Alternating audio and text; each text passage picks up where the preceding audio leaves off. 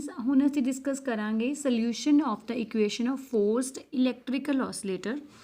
Earlier असीं amplification factors और Q factor और जिन्ने भी सीगे सारे एक्सप्रैशन असीं निकाले मकैनिकल ऑसिलेटर दे लई। सेम प्रोसीजर दे विच असीं इलैक्ट्रिकल ऑसिलेटर दे लई भी जिहड़े है वो सारे काम जिहड़े वो करने ने। तो सब तो पहला तो फोर्स्ड इलैक्ट्रिकल ऑसिलेटर की जिहड़ी इक्वेशन है वो असीं डिस्कस कीती सीगी, जिहदे विच असीं इंपीडेंस लै रहे सी, कैपेसिटर लै रहे सी, रेजिस्टेंस लै रहे सी in case of damped oscillator. और फोर्स्ड ऑसिलेटर होने कारण इत्थे एक साडे कोल जिहड़ा वा EMF जिहड़ा सोर्स है वो भी साडे कोल जिहड़ा वा वो इत्थे आएगा और ਉਹਨੂੰ ਅਸੀਂ लिख सकते हैं ਉਹਦੇ एम्पलीट्यूड ਉਹਨੂੰ लिख सकते हैं E psi naught E raise to power iota omega t. तो ये जिहड़ा है ये असीं ले लिया होया वा। हुण जिवें ਉਹਦੇ ਵਿੱਚ ਅਸੀਂ दो तरह के बिहेवियर किए सी, ट्रांजीएंट बिहेवियर और सैकेंडली असीं कीता सी स्टैडी स्टेट बिहेवियर। ਇਹਦੇ ਵਿੱਚ ਵੀ ਅਸੀਂ यही करना है, ट्रांजीएंट बिहेवियर जिहड़ा है ਉਹੀ वाला होएगा जिहड़ा कि बिगिनिंग ਦੇ ਵਿੱਚ होएगा और ये नैचुरल ऑसिलेशंस जिहड़ियां डोमीनेट करनगियां और इस ये वाला जिहड़ा पार्ट है ये जीरो होगा। तो इसलिए जिहड़ा वा वो एक्सटर्नल EMF जिहड़ा क्योंकि काम नहीं करूगा तो ये यदी वैल्यू जिहड़ी है असीं जीरो जिहड़ी है फिल की है। और हुण इहदे विच ये जिहड़ी इक्वेशन है तुहाडी डैम्ड इलैक्ट्रिकल ऑसिलेटर दी ही बन गई है और डैम्ड इलैक्ट्रिकल ऑसिलेटर दा जिहड़ा वा वो असीं सल्यूशन निकालिया होया वा। बड़े अच्छे तरीके नाल असीं कीता सी। क्यू दी वैल्यू जिहड़ी है वो असीं इस तरीके नाल जिहड़ा इहनूं असीं देख सकते हैं। और अगर असीं गल करिए ये इत्थे तो असीं सिंपल कोसाइन फंक्शन का दिता होया। अगर एक्सपोनेंशियल फॉर्म की गल करिए फिर जो क्यू है तुहाडा वो कॉम्पलैक्स हो जाऊगा और उत्थे कॉस की जगह तो तुसीं E raise to power iota वाला जिहड़ा पूरा फंक्शन है ये सारा चीज़ जिहड़ी उपर तुसीं लिखते होगे। तो रियल पार्ट जिहड़ा है वो कोरसपोंडिंग टू कोसाइन फंक्शन होगा और जिहड़ा इमेजनरी पार्ट है that would correspond to your sine function. तो इस तरीके दे नाल जिहड़ा है ये साडा जिहड़ा सल्यूशन हैगा है वो साडा मिलदा है। और this is the case of a highly damped oscillator जिहदे विच अगर R²/4 L² की वैल्यू अगर इस तो घट है तो ये फ्रीकुएंसी है जिहड़ी ये असीं already we have already discussed. Now we will study the study state behaviour. स्टडी स्टेट बिहेवियर दे विच स्टडी स्टेट बिहेवियर उदों आंदा है जदों एक्सटर्नल फोर्स जिहड़ी ड्राइविंग फोर्स जिहड़ी है वो प्ले करना शुरू करती है। तो depending upon the magnitude of damping जिहड़ी ट्रांजीएंट ऑसिलेशंस ने वो क्योंकि थोड़ी देर लिए हुंदियां ने वो चल जांदियां ने, उस तो बाद जिहड़ी एक्सटर्नल ड्राइविंग फोर्स है वो डोमीनेट करती है बिहेवियर नूं। तो इसलिए जिहड़ा सिस्टम है किसी भी जिहड़ा सिस्टम है जिहड़ा तुहाडा इलैक्ट्रिकल ऑसिलेटर है वो उदों तक ही जिहड़ा चलदा रहिंदा जदों तक असीं उहदे उपर एक्सटर्नल फोर्स जिहड़ी है वो लगाई है। और क्योंकि ਉਹਦੇ ਜਿਹੜਾ एम्पलीट्यूड है वो कॉन्सटेंट रह रहा है इसलिए ਇਹਨੂੰ ਅਸੀਂ स्टडी स्टेट बिहेवियर ਜਿਹੜਾ ਵਾ ਅਸੀਂ बोलते हैं। और इंस्टेंटेनियस चार्ज ਜਿਹੜਾ ਵਾ ਉਹ ਅਸੀਂ ਨਿਕਾਲਿਆ ਸੀ क्योंकि ਉਹੀ ਉਹਦਾ सल्यूशन है क्यू ਦੀ वैल्यू। तो ਜਿਹੜਾ ਇਹਦਾ सल्यूशन है वो ਅਸੀਂ ਦੇ ਸਕਦੇ ਹਾਂ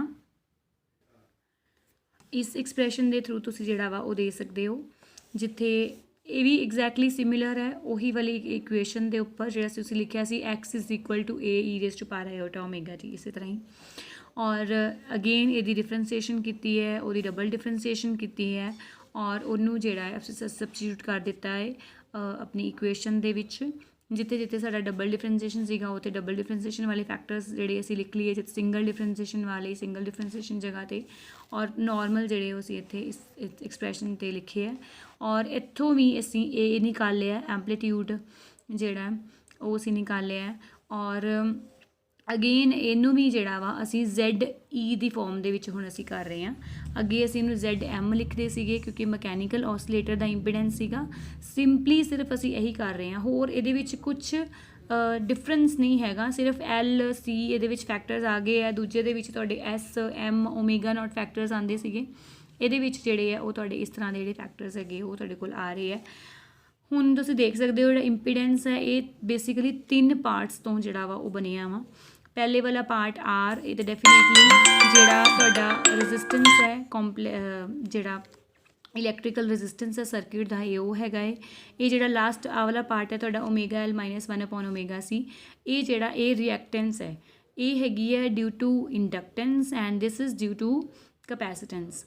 तो ये जिहड़ी है दोनों मिला के और ये थर्ड टर्म नूं भी एड अप करके ये तुहाडा ओवरऑल जिहड़ा वा इंपीडेंस बनदा है इलैक्ट्रिकल ऑसीलेटर दा।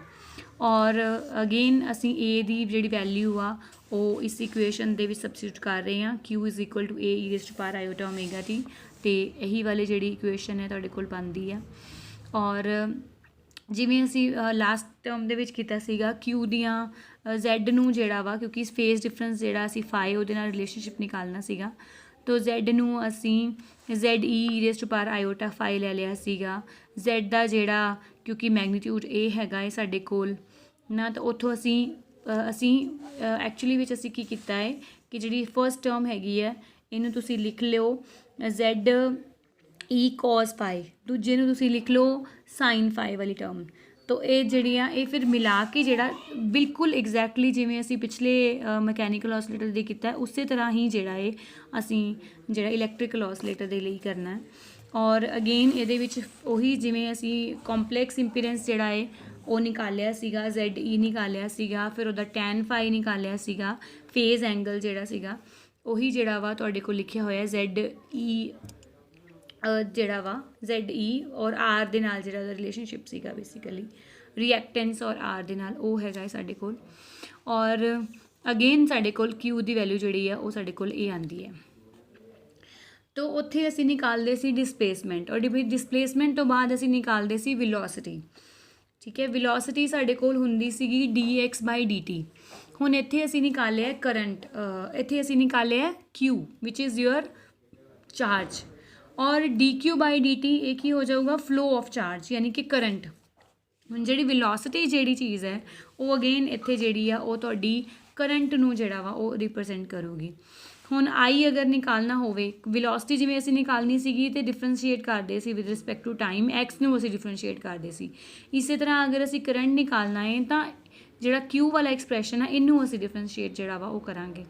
तो तुसीं देख सकदे हो कि इहदे विच आयोटा ओमेगा वाली टर्म जिहड़ी है उही आ रही है, रादर बाकी जिहड़ियां सारियां टर्म्स ने वो तुहाडियां सेम ने।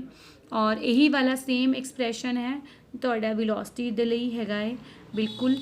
और जिवें असीं उहदे विच फेज डिफरेंसिस निकाले सीगे उसे तरह ही जिहड़ा वा वो असीं इहदे विच देखदे हां कि ड्राइविंग EMF और जिहड़ा करंट हैगा इन्हां दो विच फाई दा डिफरेंस है। करंट पिछे रह जाता है, ड्राइविंग EMF अगे चले जाती है, और जिहड़ा करंट है वो भी सिंपल हारमोनिकली वेरी कर रहा है। देखो आई दी वैल्यू जिहड़ा वा वो ई रेज़ टू पावर है, इहदा मतलब इच साइन कोसाइन फंक्शन हैगे ने, तो पीरियोडिक फंक्शन ने, इहदा मतलब हारमोनिकली वेरिंग फंक्शनस हैगे साडे कोल। उस तो बाद फ्रीकुएंसी जिहड़ी आ वो सेम हैगी आ, ओमेगा ही है साडे कोल। पीक वैल्यू जिहड़ी आ वो असीं दे सकदे हां इस एक्सप्रैशन दे नाल। ठीक है, और इसे तरीके दे नाल ये जिहड़ियां सेम एग्जैक्टली उही वाला प्रोसीजर जिहड़ा वा असीं अप्लाई कीता है। और हुण असीं निकाल रहे हैं एक्सप्रैशन इलैक्ट्रिकल इंपीडेंस दे लई। इलैक्ट्रिकल इंपीडेंस जिवें असीं ZM कीता सीगा उहदे लई इहदे लई हुण असीं ZE जिहड़ा वो करांगे। आई दी जिहड़ा करंट है उहदी वैल्यू साडे कोल ये हैगी है। ठीक है, इनू अगर असीं थोड़ा सिंपलीफाई करना होवे तो E raise to power iota omega t उपर लिख लो, क्योंकि ये माइनस आयोटा फाई हैगा तो इनू तुसीं नीचे जाके भी जिहड़ा वा वो लिख सकते हो।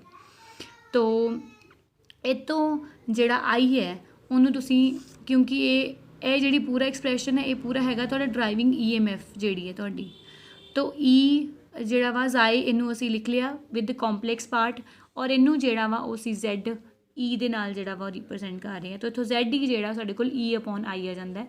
तुसीं सेम यही वाला एक्सप्रैशन जिहड़ा वा वो विलोसिटी दे लई भी तुसीं देखिया सीगा कि फोर्स अपॉन विलोसिटी जिहड़ा वो साडे कोल आउंदा सीगा। सेम यही आ कि इत्थे ड्राइविंग फोर्स है अपॉन विलोसिटी जगह ते साडे कोल करंट है, क्योंकि ये इलैक्ट्रिकल ऑसीलेटर है जो जिहड़ी चीज़ विलोसिटी रिप्रजेंट करती है वो इत्थे करंट रिप्रजेंट करता है।